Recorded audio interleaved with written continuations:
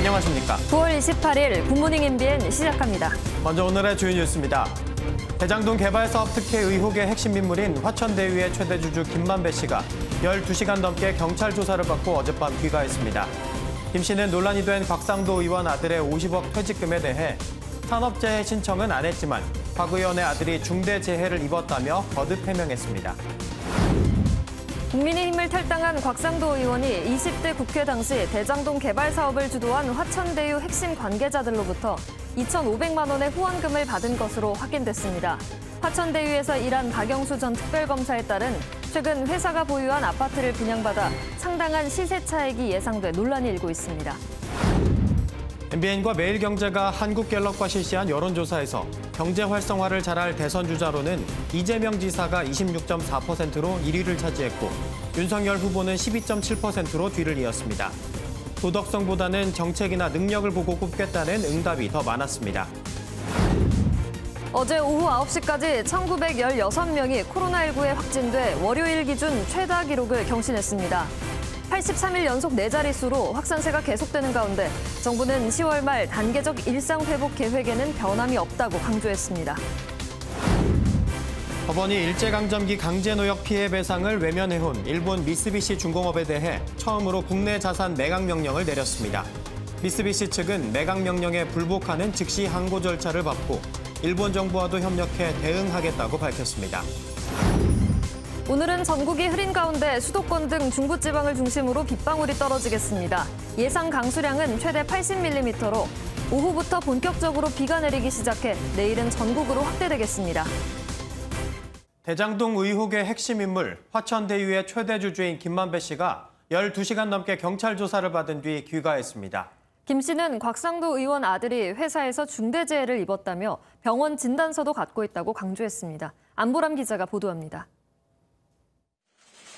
12시간 넘게 참고인 조사를 받고 나온 김만배 씨는 곽상도 의원 아들에게 지급된 퇴직금 50억 원에 대해 또다시 적극 해명했습니다.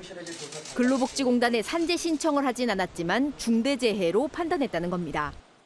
산재 신청을 안 했는데 중재해를 입었어요. 병원 진단서를 가지고 있습니다. 개인 프라이버시라 함부로 공개할 수는 없는 부분.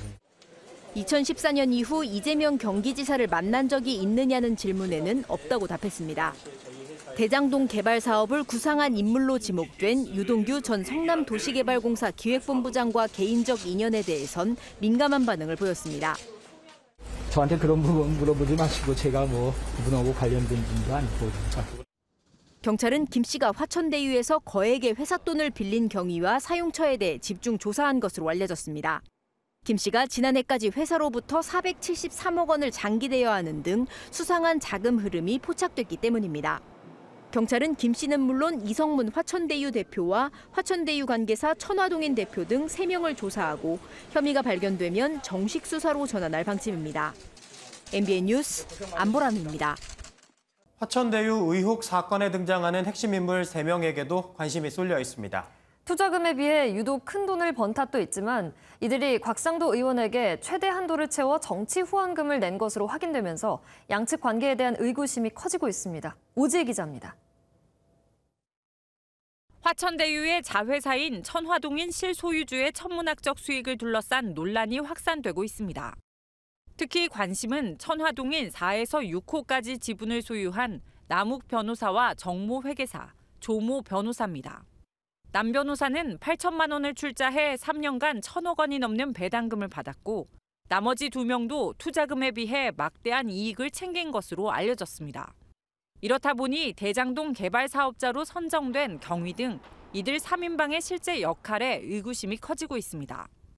또 이들 3인방을 포함해 화천대유 관계자가 곽상도 의원에게 2,500만 원의 후원금을 낸 사실도 드러나 논란이 일고 있습니다.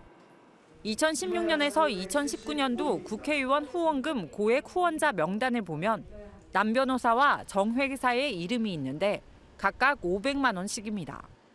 500만 원은 정치자금법상 개인이 국회의원에게 후원할 수 있는 연간 최고액인데 화천대유 측이 쪼개기 후원을 한 게 아니냐는 의혹이 나오고 있습니다. 경찰은 아직 내사 단계로 향후 사건 관계인으로 추가 조사한다는 방침입니다. MBN 뉴스 오지혜입니다. 여야 원내대표가 오늘 오후 2시 본회의를 앞두고 언론중재법 개정안 처리를 위해 최종 담판을 벌입니다. 윤호중 더불어민주당 원내대표와 김기현 국민의힘 원내대표는 오늘 오전 11시 박병석 국회의장 주재로 모여 언론중재법 개정안 협상을 진행할 예정입니다. 민주당의 핵심 쟁점 중 하나인 징벌적 손해배상 관련 규정을 좀 더 양보하는 수정안을 제안할 것으로 보이는데 국민의힘이 이를 수용할지 주목됩니다. 더불어민주당 대권 주자들이 오늘 오후 8시 30분 TV토론회에서 맞붙습니다. 이번 토론회에서는 대장동 개발 사업 특혜 의혹을 놓고 후보들 사이에 치열한 공방이 벌어질 것으로 예상됩니다. 국민의힘 대권 주자들도 오늘 오후 11시 30분에 방송되는 네 번째 TV토론회에서 각종 정책과 현안들을 놓고 경론을 벌일 전망입니다. 이번 국회 국정감사 증인으로 카카오와 네이버, 우아한 형제들 등 국내 온라인 플랫폼 기업들이 대거 채택됐습니다. 국회 산업통상자원 중소벤처기업위와 환경노동위, 보건복지위, 과학기술정보방송통신위는 어제 전체 회의를 열고 다음 달 열리는 국정감사 증인과 참고인 명단을 의결했습니다. 이에 따라 김범수 카카오 이사회 의장과 한성숙 네이버 대표, 김범준 우아한 형제들 배달의 민족 운영사 대표, 류긍선 카카오 모빌리티 대표 등이 증인으로 채택됐습니다. 고발 사주 의혹을 수사 중인 공수처가 최초 제보자 조성은 씨를 소환해 8시간 가까이 조사를 벌였습니다. 조 씨를 시작으로 공수처가 본격적인 참고인 조사에 나설 것이라는 전망입니다. 박규원 기자가 보도합니다. 검은색 승용차 한 대가 공수처 건물을 빠져나옵니다. 고발 사주 의혹의 최초 제보자 조성은 씨가 조사를 받고 돌아가는 모습입니다. 조 씨에 대한 두 번째 소환인데 이번 조사는 8시간 가까이 비공개로 이루어졌습니다. 공수처는 조 씨가 참관한 가운데 증거물 분석을 진행했고 조서를 작성하는 참고인 조사는 이루어지지 않은 것으로 알려졌습니다. 지난 9일 조 씨는 핸드폰과 USB 등을 제출한 뒤 조사를 받았고 공수처는 김웅 의원과 손준성 검사의 집을 압수수색한 바 있습니다. 하지만 공수처가 고발장 작성자에 대한 결론은 내리지 못하면서 앞으로 검찰 내부 관계자에 대한 참고인 조사도 이어질 전망입니다. 본격적인 소환 조사가 시작되면서 핵심 인물인 손 검사와 김 의원에 대한 조사도 이뤄질 것으로 보입니다. 공수처는 윤석열 전 검찰총장 측이 박지원 국가정보원장을 국가정보원법 위반 혐의로 고발한 부분에 대해서는 여전히 입건 여부를 검토 중인 것으로 알려졌습니다. MBN 뉴스 박규원입니다. 어제 신규 확진자는 2,383명으로 일요일 기준 최다를 기록했습니다. 오늘 확진자 역시 월요일 기준 최다인 2,000명대 안팎을 기록할 전망인데요. 연일 2,000명대 이상의 확진자가 나오고 있지만 정부는 10월 말 단계적 일상회복 계획에는 변함이 없다고 강조했습니다. 하지만 당장 죽겠다는 자영업자들의 절규는 더 커지고 있습니다. 강재묵 기자입니다. 정부가 감염병 전담병원과 생활치료센터 환자들의 재원 기간을 10일에서 7일로 단축하기로 했습니다. 지금처럼 하루 2,500에서 3,000명의 확진자가 계속 나오면 1, 2주 뒤에는 의료 대응이 마비될 수 있기 때문입니다. 치료나 모니터링을 하는데 필요한 기간을 7일 정도, 특히 무증상 경증인 경우에는 그렇게 보고 병상을 효율적으로 사용해서 신규 확진자들이 좀 더 조기에 치료를 받을. 하지만 밀접 접촉자에게는 그대로 2주 자가격리를 유지하기로 했습니다. 잠복 기간에 따른 조용한 전파를 막기 위해서지만 형편성 논란이 더욱 커질 전망입니다. 이번 주부터 추석 여파가 본격화하는 가운데 정은경 질병관리청장은 2주간 사적 모임과 다중시설 이용을 자제해달라고 요청했습니다. 금요일 발표되는 새 거리두기 역시 그대로 연장될 가능성이 커지면서 자영업자들의 반발 수위도 높아지고 있습니다. 여기서 더 강화가 된다고 그러면은 저희한테는 그냥 매장을 폐업하고 그냥 죽어라. 이렇게 말씀하는 것과 똑같습니다. 위드 코로나 같은 경우에는 저희는 당장 시행을 해야지. 자영업자들은 당장 방역 완화를 의미하는 위드 코로나 전환을 요구하고 있지만 정부는 점진적 전환에 여전히 무게를 두고 있습니다.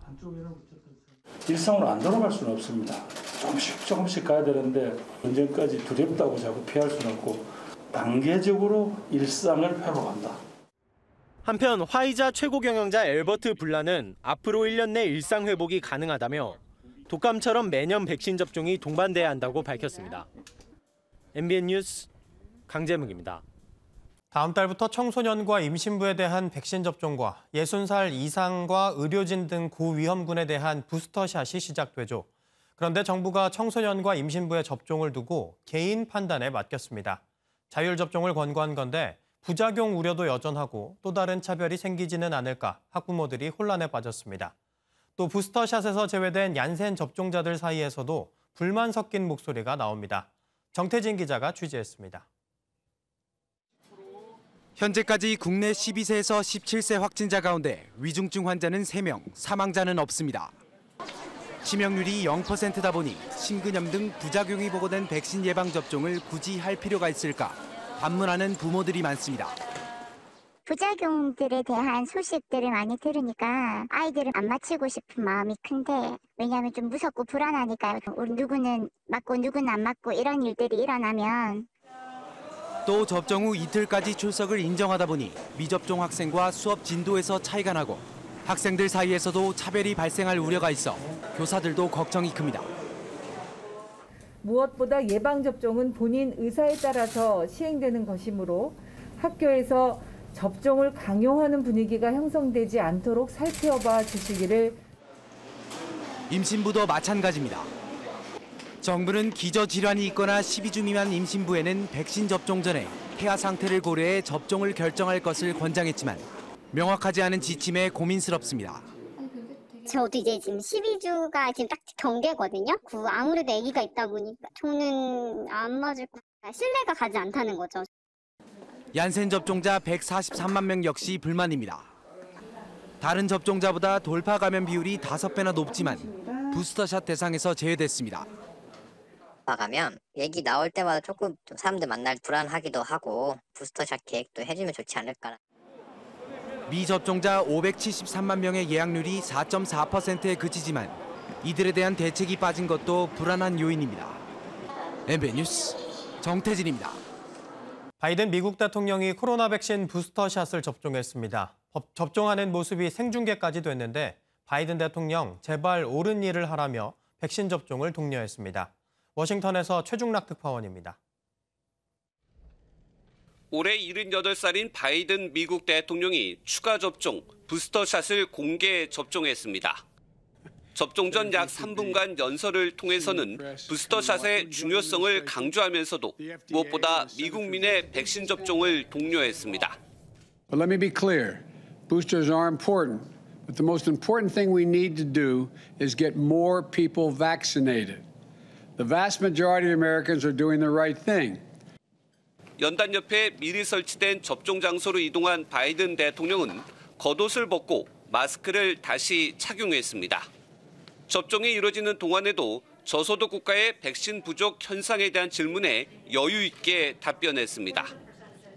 We're going to do our part. We've also given a great deal of funding to COVAX, which is a vehicle that does this. So we have plenty of opportunity to make sure we get it. 부스터샷이 본격화되면서 미국에서는 델타 변이로 인한 코로나 재확산이 11월 말에는 잠잠해질 것이라는 전망이 나왔습니다. But I think by Thanksgiving, you'll have seen this move its way through the country. The virus isn't going away, but prevalence levels will decline to a level that feels more manageable. 문제는 코로나 백신 접종 대상에서 벗어난 어린이 환자인데 미 질병예방통제센터 CDC는 12세 미만 어린이 코로나 백신 임상시험 결과를 기다리고 있다고 말해 이르면 10월 말에 접종이 시작될 전망입니다. 워싱턴에서 MBN 뉴스 최중락입니다. 오늘 북한 최고인민회의에서 대남, 대미를 향한 김정은 위원장의 돌발 메시지가 나올지 관심이 모아집니다. 북한이 김여정 부부장 담화를 보내며 분위기를 띄웠지만 여전히 남북통신선에는 무응답으로 일관하고 있기 때문이죠. 조경진 기자입니다. 오늘 북한에서는 우리의 국회격인 최고인민회의가 열려 북한이 추가 입장을 밝힐 가능성도 제기됩니다.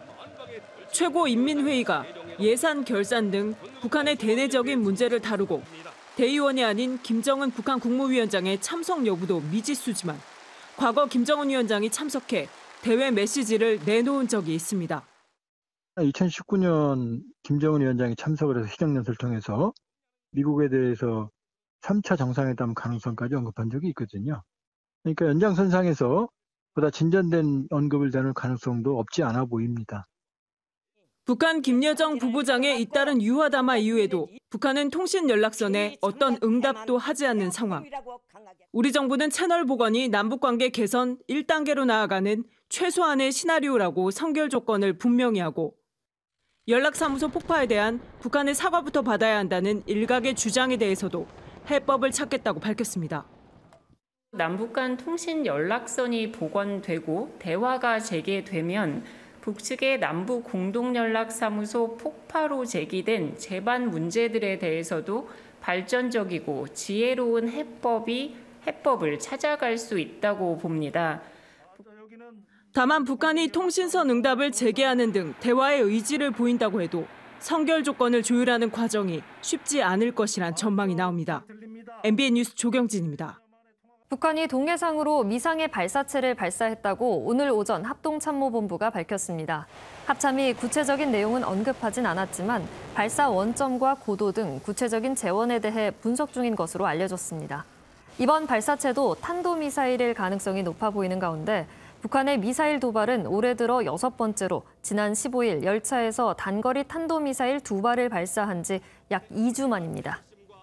우리 법원이 일본 전범기업 미쓰비시 중공업에 대해 처음으로 국내 자산 매각 명령을 내렸습니다. 강제징용 피해자들이 미쓰비시를 상대로 제기한 상표권과 특허권 매각 명령 신청을 받아들인 것으로 미쓰비시 측이 즉시 항고 방침을 밝히며 한일 관계에도 파장이 일 것으로 보입니다. 백길종 기자가 보도합니다. 일제강점기 강제노역 피해 배상을 외면해온 일본의 미쓰비시 중공업. 대전지방법원은 일제 강제징용 피해자 양금덕 씨와 김성주 씨 측이 압류한 한국 내 미쓰비시 중공업 자산에 대해 처음으로 매각 명령을 내렸습니다. 매각 대상은 양 씨가 압류한 상표권 2건과 김 씨가 압류한 특허권 2건입니다. 법원은 이들이 상표권과 특허권을 매각해 당초 청구한 1억 2천만 원과 이자, 지연 손해금을 포함해 각각 2억 973만 원을 확보하라고 명령했습니다. 미쓰비시 중공업 측은 즉시 항고 방침을 밝혔습니다. NHK에 따르면 미쓰비시는 한일 양국 및 그 국민 간 청구권 문제는 한일 청구권 협정에 따라 완전하고 최종적으로 해결됐다고 이해하고 있다며 반발하는 겁니다. 일본 외무성 관계자는 한국의 절차가 복잡해 최종적으로 자산이 매각될지 아직 모른다며 상황을 주시하겠다는 입장을 밝혔습니다. 한국 법원이 일본 전범기업 자산 매각 명령을 내린 것은 처음인 만큼 피의자 측이 실제 매각에 나설 경우 한일 관계는 더욱 경색될 것으로 보입니다. MBN 뉴스 백길종입니다. 교도소에 들어가기 전 코로나19 검사를 하던 도중 달아났던 탈주범을 검찰이 도주 35분 뒤에야 경찰에 늑장 통보하면서 수색의 골든타임을 놓쳤다는 비판이 나오고 있습니다. 탈주범은 아버지의 권유로 자수하기까지 택시와 전동 킥보드를 타고 이동했던 것으로 드러났습니다. 정태훈 기자가 보도합니다. 의정부 교도소 입감 전 코로나 검사를 기다리던 남성이 자신을 호송한 검찰 직원들을 뿌리치고 도주한 건 지난 25일 오후 3시 33분. 그런데 경찰이 검찰에서 관련 신고를 접수한 시각은 35분이 지난 오후 4시 8분이었습니다. 도주 직후 검찰이 곧바로 신고를 하지 않으면서 수색 작업이 지연돼 골든타임을 놓쳤다는 지적이 나옵니다. 도주에 성공한 남성은 인근의 한 공사장에서 절단기로 수갑을 파손했습니다. 이후 택시를 타고 동두천 중앙역에 도착했고 그곳에서 전동 자전거를 이용해 서울 강동구의 천호역까지 이동했습니다. 아버지와 만나 역 인근에서 저녁 식사를 한 남성은 결국 아버지의 권유로 경기 하남경찰서에 자수했습니다. 남성은 과거 경험했던 수감 생활에 대한 두려움과 가족에 대한 그리움 등으로 범행을 결심했다고 경찰에 진술했습니다. 경찰은 남성에 대해 도주 등의 혐의로 구속영장을 신청했습니다. MBN 뉴스 정태웅입니다. 지난해 수도권 일부 아파트 단지에서 주민들이 택배 차량을 못 들어오게 해서 사회적 논란이 됐죠. 이번엔 배달이 문제입니다. 인천의 한 아파트 주민들이 지상으로 오토바이가 들어오는 걸 막자 배달원 단체가 배달을 거부하고 나섰습니다. 노승환 기자가 보도합니다. 아파트 단지 밖에 있던 배달원에게서 주민이 음식을 받아갑니다. 위험하고 시끄럽다는 이유로 주민대표회가 배달 오토바이의 지상 진입을 막아 벌어진 풍경입니다.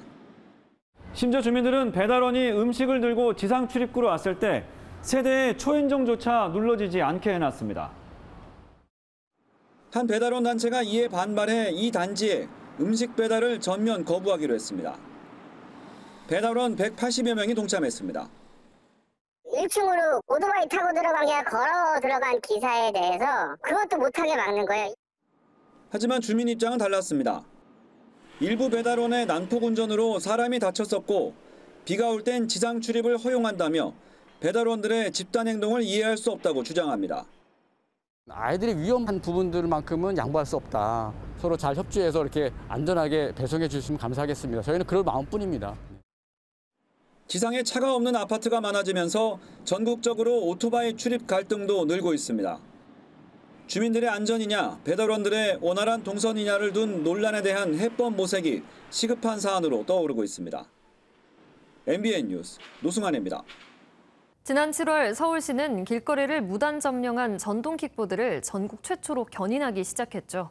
어느덧 2달이 지나면서 시민들의 민원이 서서히 줄어드는 효과가 나타나고 있습니다. 정주영 기자입니다. 단속원들이 길거리에 방치된 전동 킥보드에 스티커를 부착하더니 견인차에 실어갑니다. 서울시가 전국 최초로 불법 주정차된 킥보드 견인에 나선 겁니다. 공유 킥보드 업체에는 견인료 4만 원과 30분당 700원의 보관료도 부과됐습니다. 지난 2개월 동안 어떤 성과가 있었을까? 견인 시행 첫 주 1,200여 건이었던 불법 주정차 킥보드 신고 건수는 최근 일주일은 800건대로 줄었습니다. 2달 만에 민원이 35% 감소했습니다. 특히 신고 건수의 99.8%가 견인되거나 업체가 수거해 재배치하는 등 처리가 완료됐습니다. 조만간 중구등이 추가 시행에 들어가면 서울 25개 자치구 가운데 23곳에서 방치된 킥보드 견인이 이뤄지게 됩니다. 시민과 공유 전동 킥보드 업체, 자치구 등 모두가 만족할 수 있는 퍼스널 모빌리티 이용 문화를 정착시켜 나가도록 노력하겠습니다. 서울시는 킥보드 방치 문제를 해결하기 위해 전용 주차 공간도 마련할 계획입니다. MBN 뉴스 정주영입니다. 에마뉴엘 마크롱 프랑스 대통령이 행사장을 방문했다가 날아온 달걀에 맞는 봉변을 당했습니다.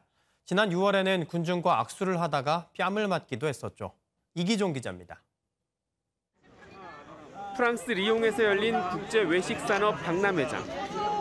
마크롱 프랑스 대통령이 경호원과 군중에 둘러싸여 행사장을 둘러보는 사이 계란이 날아옵니다.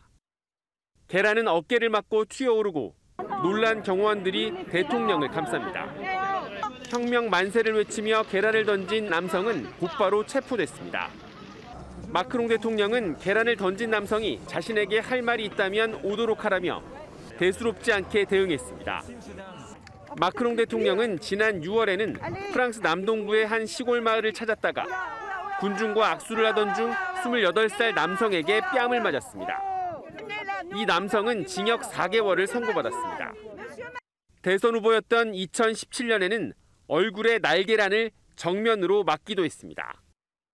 연이은 봉변에도 마크롱 대통령은 군중과 가까이 만나는 걸 피하지 않을 전망입니다.